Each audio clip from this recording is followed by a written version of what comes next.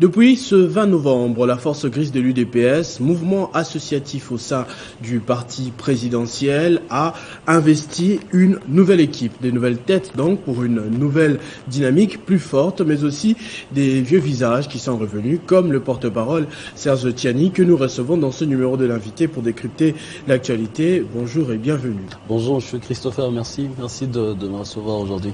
Déjà, parlez-nous de cet exercice démocratique. On croit comprendre qu'il y a eu élection, il y a eu campagne. Comment vous vous êtes comporté en interne au sein de la Force Grise? Exactement. Alors, lorsque nous avons créé la Force Grise, on s'est dit, bon, ok, c'est un mouvement associatif à l'intérieur de l'UDPS. Il faudrait qu'on continue de véhiculer les valeurs démocratiques prônées par l'UDPS. Donc, nous avons institué un système d'élection à la tête du mouvement. Donc il y a un comité dirigeant le mouvement qui est élu toutes les 2 années. Et cette fois-là, le 6 novembre, nous avons eu des élections pour le nouveau comité puisque l'ancien comité était arrivé fin mandat. Donc on n'a pas dépassé même pas d'un seul jour. Donc on a eu les élections le 6 novembre, il y a eu un nouveau comité qui est rentré. Il y a eu Madame Mireille Mouillaré qui a été élue comme président. Monsieur Charlie Noël a été élu vice-président. Il y a eu Monsieur Elvis qui a été élu secrétaire général. Monsieur Tony a été élu secrétaire général adjoint. Monsieur Babou Chifunda qui a été élu trésorier. Madame Karine a été élue trésorière adjoint. Et puis moi, chargé de communication et porte-parole du mouvement. Donc il y a quand même eu de visages qui sont revenus. Bien évidemment, il y a eu la compétition électorale et les électeurs qui sont membres du mouvement ont préféré accorder encore de la chance à certains anciens visages, donc de l'ancien comité, comme moi, comme Madame Mireille, qui était dans l'ancien comité, mais qui était vice-présidente dans l'ancien comité. Donc là, elle revient en tant que présidente dans le nouveau comité. Voilà, mais parlons des objectifs que s'est assigné justement la Force Grise à sa création. Je crois comprendre, vous me l'avez confié autrefois, que c'était pour déjouer un peu, et pour aussi des gens qui parlaient que voilà, l'UDPS c'est beaucoup plus les sangs chauds, que l'on agit plus dans la rue, que l'on ne réfléchit pas. L'UDPS c'est un parti de badauds ou quoi que ce soit comme ça se racontait. Entre autres. On a vu au sein de la Force Grise, pas seulement au sein de la Force Grise, mais bien qu'on sait que c'est un parti déjà, il y a eu les 13 parlementaires et bien sûr l'élite intellectuelle, mais on a vu plus récemment au sein de la Force Grise que ça réfléchissait, que ça débattait vraiment dans les télévisions. Est-ce que pour le comité qui vient de sortir, les différents objectifs ont été atteints? On continue effectivement l'ancien comité. Alors, il y a eu vraiment cet exercice démocratique-là, où l'ancien comité a d'abord eu à faire un peu un exercice où on présentait un bilan global des activités du mouvement pendant 2 ans. Le président sortant, M. Fleury Mapamboli, a essayé d'expliquer les objectifs qui ont été atteints. Et il y a également d'autres objectifs qui n'ont pas été atteints, mais qui vont continuer puisqu'on s'inscrit également dans la logique de la continuité des affaires. Allez, on dirait les affaires de l'État, mais bon, là on s'inscrit également dans la logique de la continuité puisque les grands objectifs du mouvement restent les mêmes, mais chaque comité qui rentre, le président nouveau qui va rentrer, a un cahier des charges, a un programme sur base duquel elle a été élue, mais tout en restant dans le programme global, dans les objectifs globaux de la Force Grise, dont entre autres essayer de jouer un tout petit peu ce qu'il y a dans la mémoire collective de Congolais, surtout des Quinois qui rapidement affecte à l'UDPS les caractères d'un parti qui n'est constitué que de badauds, qui n'est constitué que de gens qui n'ont pas des qualités intellectuelles. Le but, entre autres, de la Force Grise, c'est de effectivement faire mentir toutes ces mauvaises langues et proposer aux gens une autre facette de l'UDPS. Et bien évidemment, cette autre facette de l'UDPS qui est de montrer aux gens que voilà, l'UDPS également c'est parti des intellectuels. Et essentiellement dans le cas de la Force Grise, ils ne sont pas qu'intellectuels, ils sont jeunes et ils sont professionnels également. C'est des gens qui avaient un emploi avant que l'UDPS n'arrive au pouvoir. Donc ça veut dire que c'est un parti qui est constitué pour l'essentiel de gens qui ont un emploi et qui vivent de cet emploi-là. Et on va parler justement de cette année 2023. Exactement. Ce comité est investi à la veille d'une année électorale normalement. Est-ce que vous avez aussi planifié comment vous allez vous comporter en 2023 au sein de la force grise? Ça fait partie des grands défis du comité actuel, c'est de dire voilà, le comité entre en 2022, donc il va sortir en 2024. Il y a cette période des élections au niveau national. La force grise va concourir bien évidemment à tous les niveaux, sauf au niveau du président de la République, puisque c'est notre candidat naturel pour l'instant.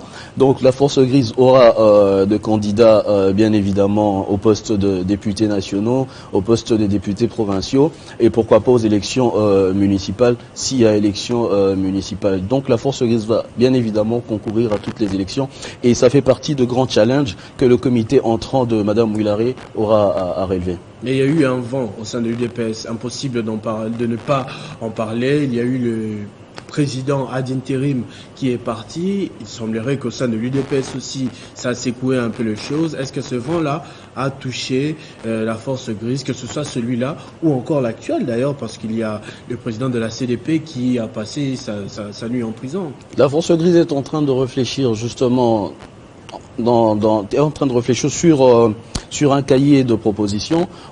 On va faire ces propositions-là, on va rencontrer toutes les autorités du parti pour essayer de leur soumettre ces propositions pour sortir de cette mini-crise qui est en train de traverser le parti. Une mini-crise? Une mini-crise, bien évidemment. C'est une mini-crise qui traverse le parti, puisque jusqu'à preuve du contraire, le parti est encore uni. Donc il y a certaines personnes qui ont voulu du mal au parti, malheureusement, elles sont parties, ou le parti, suivant les statuts et les textes réglementaires, a fait partir ces personnes-là. Mais pour l'instant, le parti est toujours uni. Donc cette mini-crise va passer. Force grise, pour sa part, va faire des propositions de sortie de cette mini-crise. Parce que effectivement, c'est pas intéressant d'avoir ce genre de crise dans le parti à la veille des élections, puisqu'on est à quelques 10 mois des élections déjà. Est-ce que ça n'a pas traversé un tout petit peu tout le mandat de Félix Tshisekedi, du premier au dernier jour? On donne un mandat spécial, c'est contesté, affaire après affaire. Il y a eu des manifestations devant le parti politique. On a vu les combattants attaquer le temple de la démocratie, comme on l'appelle. Ce sont des images inédites. Est-ce que vous devez continuer d'appeler ça mini-crise? Mais pour nous, la force grise, et pour le président de la République d'ailleurs, le plus important, c'est le Congo, c'est le peuple congolais, et ça va vraiment au-delà de l'UDPS.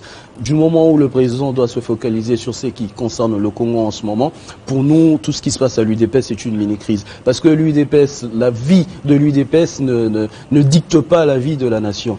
Pour nous, c'est le président de la République en ce moment qui a une lourde charge que le Congolais lui ont confiée, et il doit travailler à ça, c'est ce qu'il fait. C'est pour ça qu'on parle d'une mini-crise au sein de l'UDPS, parce que après tout, selon la loi, le parti politique, c'est un fait privé. Donc c'est une association des personnes. Voilà, ça ne doit pas impacter le fonctionnement de la République. Voilà pourquoi nous qualifions ça de mini-crise, et les solutions vont arriver rapidement par rapport à ça. Parlons de la République justement, ce qui intéresse certainement fortement le président de la République en ce moment. Il est très occupé, l'on a dénoncé avec vous. D'ailleurs, autrefois, cette agression rwandaise, vous êtes monté au créneau plus d'une fois pour en parler au sein de la force grise. Vous en êtes le porte-parole. Est-ce que vous avez une politique aussi adaptée pour cela? On sait que vous avez déjà des emplois à chacun, donc vous n'avez certainement pas envoyé quelques membres de la force grise pour la formation militaire ou l'intégration de l'armée. Déjà, ça, on doit oublier. Mais déjà, pour l'armée, en dehors de la conscription, c'est-à-dire le service militaire obligatoire, on va dans l'armée quand on a la vocation d'aller dans l'armée. Parce que les missions, quand on est militaire, c'est défendre la patrie jusqu'au sacrifice suprême.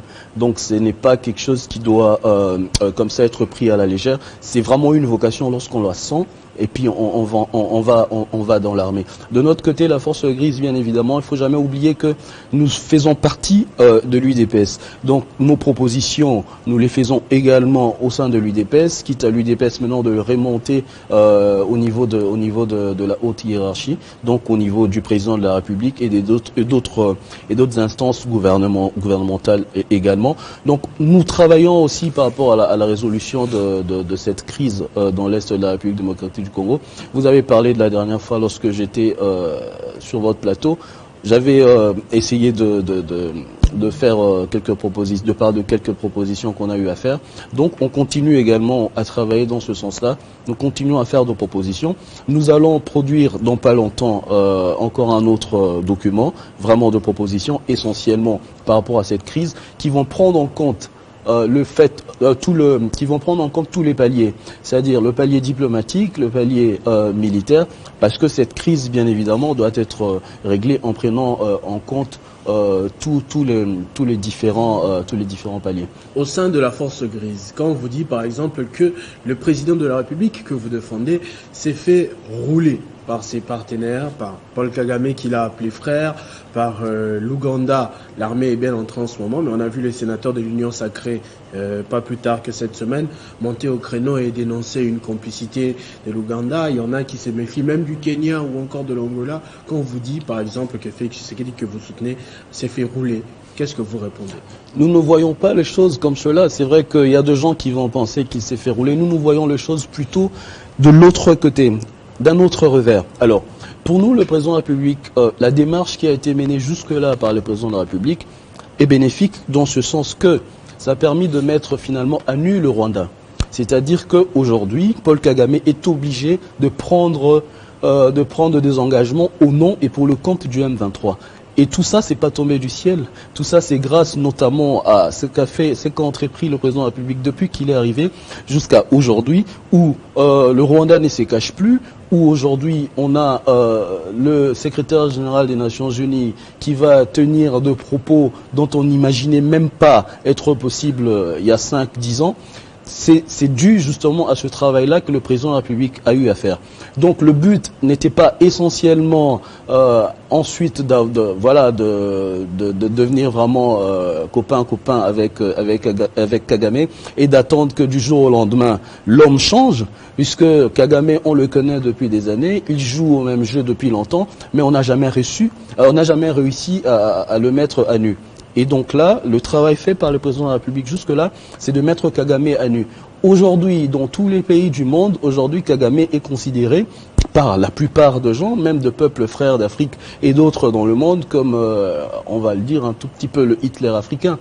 C'est-à-dire que le fonds de commerce de Kagame, qui était les génocides de Tutsi au Rwanda à l'époque, ce n'est plus entendu de la même oreille, de la même façon quand il le disait il y a 5-10 ans.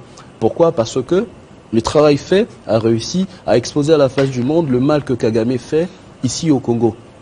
Donc le président de la République ne s'est pas du tout fait rouler. Mais en retour, parce que le problème de l'insécurité, en tout cas ça persiste, et aujourd'hui encore plus, parce que on a le territoire congolais qui est occupé par le groupe M23 soutenu par le Rwanda, on va dire par le Rwanda d'ailleurs tout court, mais est-ce que le fait que ils reconnaissent cela, ne lui donne pas encore plus de force pour avancer bien à la guerre comme à la guerre, ou bien il va finir par reculer, parce que sur papier, sur terrain, on ne sent pas ça.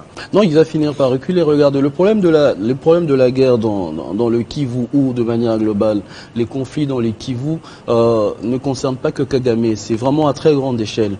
C'est-à-dire que de la même façon que Kagame sous-traite la M23, de la même façon, lui-même Kagame est sous-traité à la fois par de grandes multinationales.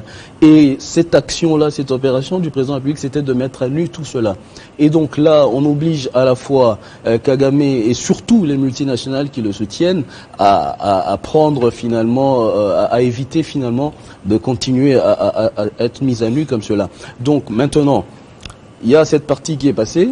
Il y a également, par rapport au dernier discours du président de la République, qui était un discours où il rendait effectivement compte au peuple de tout ce qu'il a eu à entreprendre depuis qu'il est au pouvoir par rapport à cette question de l'insécurité dans l'Est. Dans son discours où il rendait compte au peuple, il a essentiellement entrepris une démarche de la diplomatie. Et maintenant, il y a une deuxième démarche dont il avait parlé, c'était l'option militaire. Et donc, cette option militaire est sérieusement mise sur la table. Et mise sur la table, mais avec quels moyens? Quand on a cette communauté internationale, entre guillemets, avec laquelle on coopère, mais qui nous met les bâtons dans les roues. Vous avez, par exemple, entendu les témoignages du patron des affaires étrangères dernièrement parler des avions, des ravitaillements en armes et munitions qui décollent puis n'atterrissent jamais en République démocratique du Congo à cause d'un système soit d'embargo ou soit de notification, peu importe le cas. Mais nous dénonçons cela. D'ailleurs, nous avons alors qu'il y a une diplomatie agissante. Non, exactement, mais nous dénonçons cela. Aujourd'hui, nous dénonçons de choses qui n'étaient pas dénoncées il y a peut-être 5-10 ans. Nous dénonçons de choses et aujourd'hui, nous les dénonçons sans avoir peur. On le dit aujourd'hui. Cette question d'embargo, c'est un jeu de mots dans lesquels on veut nous plonger, mais il est une réalité aujourd'hui que le pays, notre pays, la RDC, ne peut pas aujourd'hui acheter certaines armes. Ça, c'est une réalité aujourd'hui. Et donc, nous dénonçons cela. Vous ne pouvez pas refuser à un pays libre, souverain, indépendant, le droit d'acheter des armes pour défendre la souveraineté de son territoire. Et nous continuons à dénoncer cela. Le ministre Lutundula l'a dénoncé. Nous, à notre niveau de peuple, nous le faisons également à travers divers canaux qui sont offerts à nous. Les réseaux sociaux, entre autres, puis les médias comme chez vous, par exemple, nous passons pour dénoncer cela. Et effectivement, la dénonciation, c'est également une façon d'alerter aussi le peuple, pour dire au peuple, voilà, le conflit, il est global. Parce que Lumumba le disait déjà en 60, le conflit est total. Le conflit contre notre pays, il est total. Donc, on doit dénoncer cela. On fait appel au peuple, on informe, on lui dit, écoute, là, il y a un problème. On nous empêche, en tant qu'État souverain, de nous défendre comme il le faut. Et en parlant justement de cela, de ce combat en externe, il y a aussi cette position en interne sur qui Félix Tshisekedi aujourd'hui peut compter en interne en République démocratique du Congo, c'est-à-dire ses alliés d'autrefois. On a un Vital Kamerhe avec qui il y a de la méfiance en ce moment. Il y a un Moïse Katumbi qui s'est clairement déclaré déjà candidat, donc adversaire de Félix Tshisekedi, et Joseph Kabila, dont les relations étaient coupées depuis l'époque de FCCK, auprès de qui Félix Tshisekedi pourrait se ressourcer ici en interne pour parler de cette mobilisation nationale, avec qui il peut se mettre sur la même table, franchement, pour attaquer l'ennemi. Mais avec tout le monde, c'est là que les hommes politiques doivent se surpasser. Aujourd'hui, c'est la République qui est en danger. Aujourd'hui, c'est la République qui est attaquée. Ce n'est pas Félix Tshisekedi qui, du reste, est un mortel. Le président Tshisekedi mourra. Moi, je mourrai un jour. Vous également, vous mourrez un jour. Mais le désir le plus ardent pour tout républicain conscient, c'est que la République continue à vivre après nous. Mais maintenant, si les gens veulent pourvenir pour rejoindre le président de la République dans son appel à l'unité et à soutenir ensemble nos forces armées et à parler d'une même voix pour qu'ensemble nous puissions dire non à cette agression extérieure, ils veulent qu'en retour on leur fasse des promesses politiques où ils conditionnent leur soutien à la République, à une quelconque promesse politique ou à des postes ou je ne sais quoi. Il y a un problème effectivement de la qualité de l'homme politique congolais. Ça laisse entrevoir la qualité du politique qu'on voit. Lui seul, le seul patron, il a dit... Non, mais le peuple, c'est là que c'est intéressant justement le jeu de la démocratie et des élections. Au Congo, on devient président par un mandat que le peuple vous octroie. Le peuple a donné mandat à Félix Tshisekedi. Ça veut dire que le peuple, vous et moi, même ceux qui n'ont pas élu Félix Tshisekedi parce que ça a été accepté par tous comme cela, acceptant dès lors que la personne qui nous représente, que ce soit en interne ou à l'extérieur du pays, s'appelle Monsieur Félix Tshisekedi. Donc, tout politicien qu'on soit, peu importe, on ne peut pas aujourd'hui exiger de co-gérer la République avec Félix Tshisekedi ou de prendre des décisions ensemble avec Félix Tshisekedi pour des questions aussi cruciales que des questions de sécurité nationale. D'autant plus que Félix Tshisekedi, à ce stade, est la personne la mieux informée, je trouve, par rapport au service qui lui donne des informations tout le temps. Aujourd'hui, c'est la personne la mieux informée. Le minimum qu'on puisse faire en tant que citoyen, acteur politique ou pas, c'est ensemble de dire non à cette agression extérieure et de soutenir la République. Que répondez-vous à une personnalité politique comme Martin Fayulu, par exemple, parce que vous êtes en train de parler des élections, qui continuent de contester l'élection de Félix Tshisekedi, mais aussi, pire, d'affirmer que c'est lui la cause de tout ce problème en ce moment? Il fait du populisme comme on le lui connaît déjà. Il fait du populisme, il fait du Martin Fayulu. Donc ça ne fait plus rire personne parce que en ce moment on ne peut plus rire de ces choses-là. La République est véritablement en danger Et c'est lancé comme ça dans des pièces de théâtre comme cela, les spectacles est mauvais. C'est votre réponse, notamment on doit considérer cela comme des faits au niveau de l'UDPS, parce qu'il y a Jean-Marc Aboum qui a parlé un peu plus tôt, presque en des mêmes termes. Il a eu des soucis au niveau de la justice, mais on sent que Martin Fayulu, il est intouchable. L'erreur de l'homme politique, surtout ceux qui sont dans l'opposition, c'est de penser qu'une fois qu'ils vont arriver au pouvoir, ils vont régler toute cette question. Ils vont régler ce problème. Nous, on n'en disconvient pas. On n'en disconvient pas. Oui, mais alors, c'est ça justement. Et ça, vous faites bien de poser ce problème-là. Parce qu'il y a deux gens, ils vont te sortir de vieux tweets d'il y a 5 ans, qui a dit il y a 10 ans. Nous, on dit, ok, d'accord, il y a 5, il y a 10 ans, nous nous sommes trompés. Peut-être, on accepte. Mais maintenant, il y a là, la République est en danger, c'est un fait. On fait quoi? Est-ce qu'on remonte jusqu'aux origines des sapiens? C'est ça le problème, la République est en danger. Est-ce qu'on remonte aux origines des sapiens pour savoir comment a été la création, etc., etc. Non. Aujourd'hui, la République est en danger. Les solutions sont là. Est-ce qu'on doit continuer à se disputer pour dire qu'il y a 10 ans, vous aussi, vous disiez ceci, vous disiez cela? Ça serait très irresponsable de la part des hommes politiques et de la part de tout simplement des gens qui osent faire ce genre de débat-là, parce que ça ne nous avance à rien. Au contraire, ça conforte l'ennemi dans ses positions. Donc il faut un minimum de conscience citoyenne, il faut un minimum de patriotisme pour prendre conscience que un jour ou un autre, on peut perdre cette partie du pays. Et ça, j'aimerais vraiment le rappeler, un jour ou un autre, on peut perdre cette partie du pays. Il y a des pays comme le Soudan. Lorsque nous étions à l'école, les plus jeunes peut-être aujourd'hui ne l'apprendront pas, mais on nous disait que le plus grand pays d'Afrique, on avait le Soudan, l'Algérie et la RDC. Mais maintenant, on ne dit plus le Soudan, on commence l'Algérie et la RDC. Il s'est passé quelque chose au Soudan, c'est qu'il y a eu une partition de ce pays-là. Le Soudan, aujourd'hui, ça fait 2 pays. Et ça, ce sont de faits. Et c'est réel. Alors, on doit éviter cela pour notre pays. On doit éviter cela pour notre pays. Donc, je vais aller rapidement. Ce que j'allais dire aussi, c'est que, à défaut du plan de balkanisation de la RDC, il y a un plan de somalisation de la RDC. Ça veut dire quoi, somaliser la RDC? Ça veut dire rendre la RDC instable dans sa partie est, puisque c'est une partie est qui régorge de beaucoup de minerais. Donc, on va la rendre instable, presque ingouvernable cette partie-là. On continue de faire mes bases sur le minerai et on s'en fout de victimes qui meurent, on s'en fout des civils qui meurent. Après tout, c'est le capitalisme, c'est la recherche du gain personnel, du gain privé. Conscient de cela, si vous le dites, c'est que le président de la République est probablement au courant aussi de cela. Dites-nous, qu'est-ce qu'il entreprend exactement, concrètement sur papier? C'est notamment sa dernière année pour ce premier mandat. Dites-nous qu'est-ce qu'il entreprend pour éviter que cela arrive. Mais le président de la République a fait, premièrement d'abord, l'appel à tous les Congolais, mais ça c'est très important. On ne cessera de le répéter. Il y a une chose qui fait barrière à tout cela, c'est une dynamique interne forte. Aucun pouvoir, aucun, je le répète, ne peut quelque chose lorsqu'un peuple est fort et uni. C'est le plus grand appel que le président de la République puisse faire pour éviter la balkanisation, pour éviter la somalisation de l'Est de la RDC.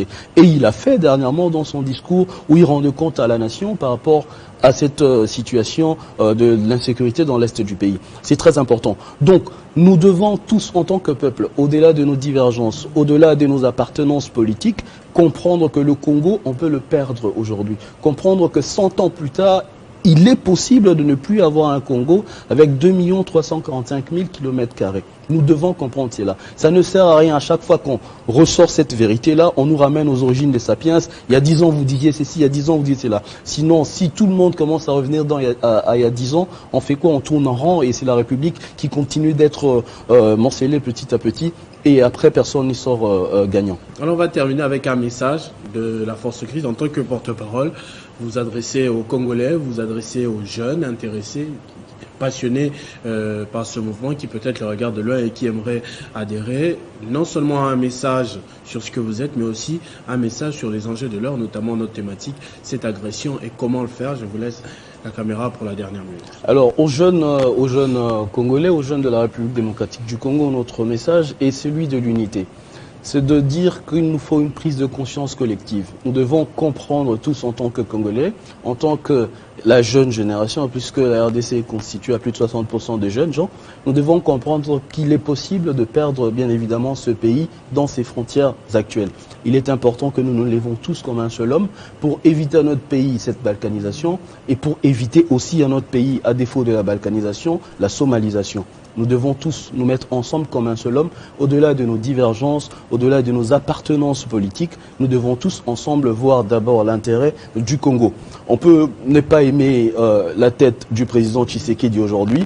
Faisons abstraction de sa tête, essayons de voir le Congo qui est plus grand que le président Tshisekedi, qui est plus grand que vous, qui est plus grand que moi, qui est plus grand que nous tous. Donc le message vraiment de la force grise, c'est un message de l'unité, c'est un message d'appel patriotique à tous les Congolais.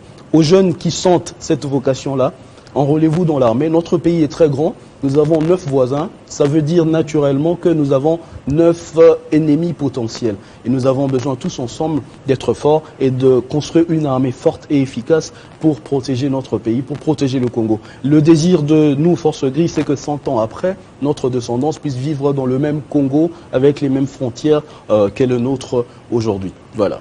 Merci beaucoup Serge Tiani. Je rappelle que vous êtes porte-parole de la Force Grise, mouvement associatif au sein de l'UDPS. Merci pour votre disponibilité et nous espérons que vous reviendrez de temps en temps. Merci beaucoup M. Christopher. J'aimerais finir avec une parole que Mitterrand disait souvent, François Mitterrand. Il disait j'ai combattu contre le général de Gaulle le combat de la paix. Je combattu avec le général de Gaulle le combat de la guerre. Ça veut dire quoi? Ça veut dire que quand il y avait la paix, Mitterrand disait que c'était légitime pour lui de s'opposer aux actions de De Gaulle. Mais quand le pays était en guerre, c'était illégitime pour lui de s'opposer aux actions de De Gaulle. Et dès lors, c'était légitime pour lui de faire la guerre aux côtés de De Gaulle. Et pourtant, ceux qui connaissent savent que Mitterrand fut le plus grand opposant de De Gaulle. Merci beaucoup Serge Tiani. Merci également à vous d'avoir suivi cette émission. Restez fidèles au programme de votre chaîne Télé 50. Cette émission est à suivre sur toutes nos plateformes numériques. Vivez heureux, vivez sans temps, mesdames et messieurs.